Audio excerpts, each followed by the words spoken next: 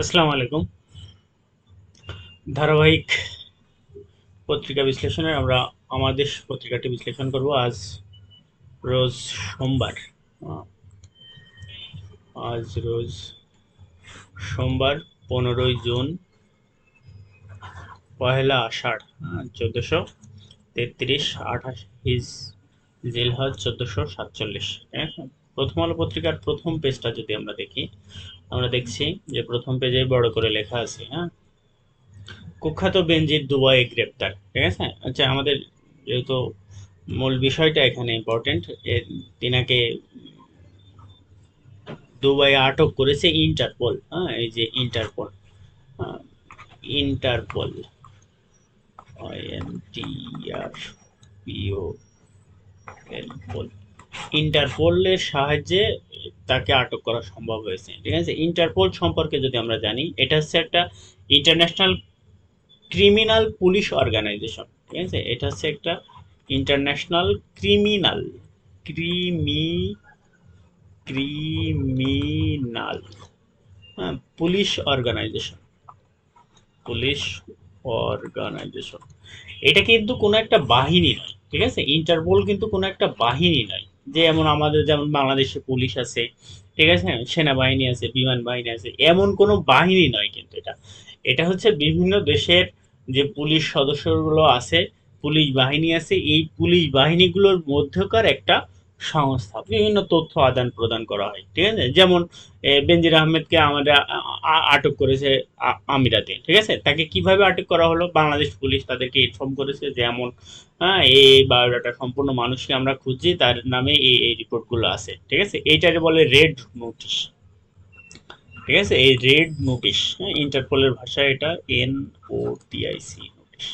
ঠিক আছে। Red notice, red notice মানে কোনো ব্যক্তিকে, হ্যাঁ, যদি কোনো সে তার নাম, ঠিক আছে, অজ্ঞাত অবস্থায় থাকে, হ্যাঁ, তাকে খুঁজে বের করার জন্য, তার অবস্থান শনাক্তর জন্য, তাকে অস্থায়ীভাবে আটকের জন্য এই রেড নোটিশটা পাঠানো হয়। হ্যাঁ, এই বাংলাদেশ থেকে এই রেড নোটিশটা আমিরাতের পুলিশকে দেওয়া হয়েছিল, তারই পরিপ্রেক্ষিতে তাকে আটক করছিল, আটক করেছে। ঠিক আছে। আচ্ছা, এই ইন্টারপোল আপনার গঠিত হয়েছিল 1923 সালে। ঠিক আছে। এইটার বর্তমান সদস্য হচ্ছে 195টা প্লাস, হ্যাঁ, সদস্য। এটার ফ্রান্সে, হ্যাঁ, এর সদর দপ্তর ফ্রান্সের হচ্ছে লাইরন। ঠিক আছে। ফ্রান্সের লাইরন, লাইরন, ফ্রান্স। ঠিক আছে। ফ্রান্সের লাইরনের সদর দপ্তর। যাই হোক, আমাদের এতটুকুই জানা ছিল। পড়বেন এটা, হ্যাঁ, যদি সুযোগ থাকে।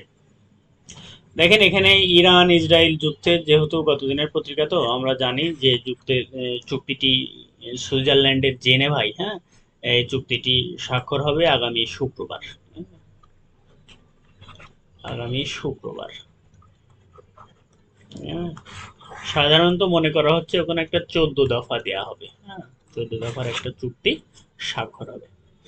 আমরা দেখতে পাচ্ছি ফাইভ স্টারের এক্সামিশনের ভেনিসিয়াস জুনিয়র, হ্যাঁ,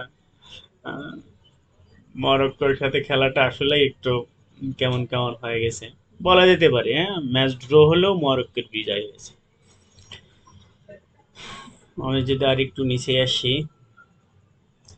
এই 8 দিন হাসপাতাল, হ্যাঁ, 6 দিন উদ্বেগে কাটছে দেশ। একটা গরিবের বেশ সহযোগিতা পেয়ে থাকে হাসপাতালটা থেকে। আমি যদি আর একটু নিচে আসি, দেখেন, আল আকসা, হ্যাঁ, হুমকিতে জর্ডান। এই, এটা একটু পড়বেন না, এটা বেশ ভালো লেগেছে পড়ে আমার। দেখেন, আমরা জানি যে, আমি যদি একটুখানি পড়ি আপনাদের জন্য।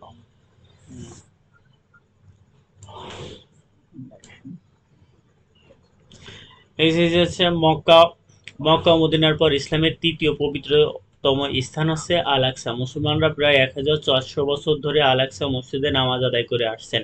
তাত্ত্বিকভাবে ও আইন অনুযায়ী আল আকসা মসজিদের তত্ত্বাবধায়কের দায়িত্ব পালন করেন হচ্ছে জর্ডানের রাজ পরিবারের। ঠিক আছে। বর্তমানে এই দায়িত্ব পালন করছেন দেশটির বর্তমান শাসক বাদশাহ দ্বিতীয় আবদুল্লাহ। হজরত মোহাম্মদ সাল্লাহ সাল্লামের পূর্বপুরুষ হামেশি বংশের সন্তান। তিনি রাসূল সাল্লাল্লাহু আলাইহি সাল্লামের সরাসরি বংশধরের 41তম স্থানে রয়েছেন। তিনি আল আকসার রক্ষণাবেক্ষণ ও নিরাপত্তা ও প্রয়োজনীয় প্রতিরক্ষার জন্য দায়ী। কিন্তু পশ্চিমা সহায়তায় ফিলিস্তিন ভূখণ্ড দখল করে নেয় 1948 সালে ইসরায়েল রাষ্ট্র প্রতিষ্ঠার পর থেকে এই পবিত্র স্থানে এর উপর নজর পড়ে ইহুদি বর্ণবাদী দেশটির। হ্যাঁ, বিশেষ করে 25 বছর ধরে ইসরায়েলের কট্টর জায়ানবাদী ও মুসলিম বিদ্বেষী নেতারা আল আকসার নিয়ন্ত্রণ নেওয়ার জন্য ক্রমবর্ধমানভাবে আগ্রাসন ও প্রতিরক্ষা চালিয়ে আসছে। এটা মনে রাখবেন যে ইসরায়েল রাষ্ট্রের চাকরির জন্য এটা ইম্পর্টেন্ট। হ্যাঁ, ইসরায়েল রাষ্ট্রের জন্ম হচ্ছে 1948 সালে। দখলদার ইসরায়েল। আমরা যদি আর একটু নিচে আসি, আজকের পত্রিকাটা আসলে তেমন ইম্পর্টেন্ট জিনিস খুবই কম। চাকরি বাকরির জন্য, হ্যাঁ, এটা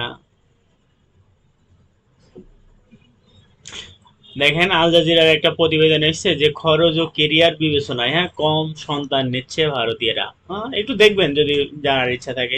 এটা আমাদের এখানে যেটা জানার ইচ্ছা সেটা হচ্ছে ভারতের প্রযুক্তির রাজধানী বলা হয় বেঙ্গালুরুকে। ঠিক আছে, ভারতের প্রযুক্তির রাজধানী হচ্ছে বেঙ্গালুরুতে। আমরা জানি যে পাকিস্তানের ক্রমবর্ধমান দারিদ্র্যের হার বৃদ্ধিতে তাদের বর্তমান দারিদ্র্যের হার হচ্ছে 25-26 অর্থ বছরে 28.29, যা 2019-20 18-19 সালেও ছিল 21 দশমিক সামথিং। হ্যাঁ, তাহলে এটা ইম্পর্টেন্ট যে পাকিস্তানের দারিদ্র্যের হার কত। হ্যাঁ, 88.9%।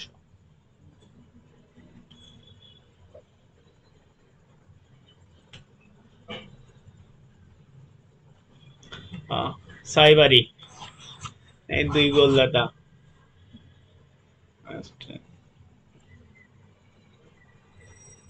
ইরান নিউজিল্যান্ড, হ্যাঁ, এই ম্যাচটা হবে আগামীকাল সকাল 7টায়। হ্যাঁ, দেখলে দেখতে পারেন।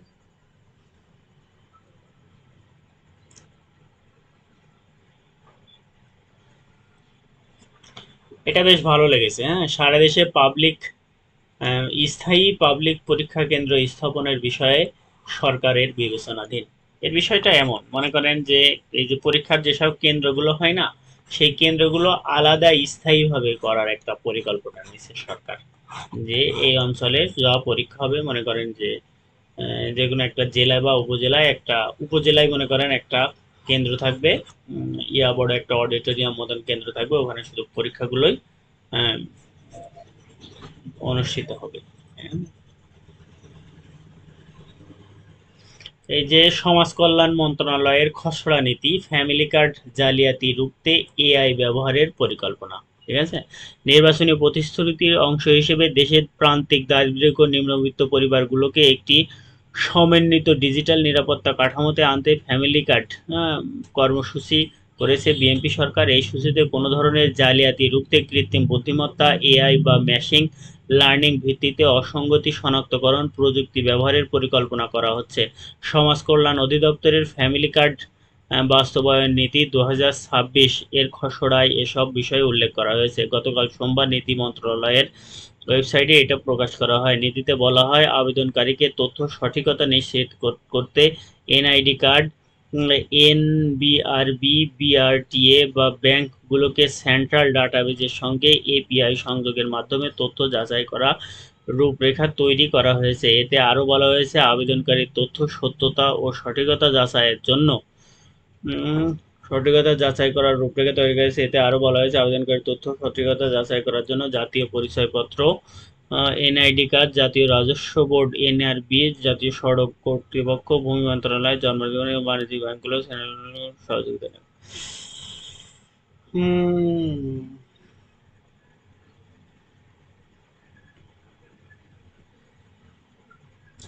প্রযুক্তিতে ফিফা, আসলে অনেক কিছু প্রযুক্তি ব্যবহার করা হচ্ছে। হ্যাঁ, আগে যেমন ওয়েবসাইটগুলো, তারপরে হ্যান্ড হ্যান্ড দিয়ে গোল টোল হয়ে যেত, এগুলো সেগুলো ব্রেকআপ, হ্যাঁ, অফ করার চেষ্টা করছে। তা এই ছিল আজকে পত্রিকা বিশ্লেষণের। ধন্যবাদ। আসসালামু আলাইকুম।